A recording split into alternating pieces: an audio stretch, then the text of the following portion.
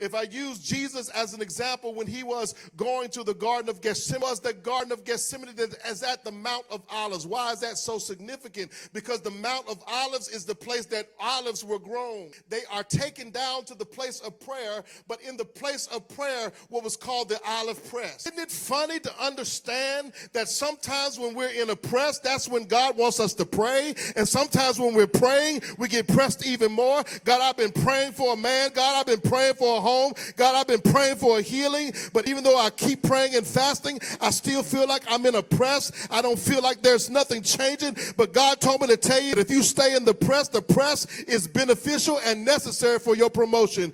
But watch this, you got to go through the press. You will never get the oil out of you when you abort the process of being in the press.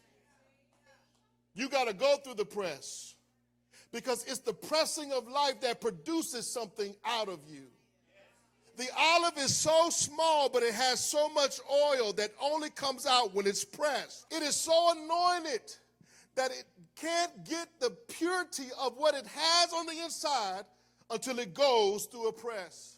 What if I were to tell you there's so much power inside of you that you have overlooked it, but God told me to tell you this morning, stay in the press. Look at your neighbor and say, I will stay in the press.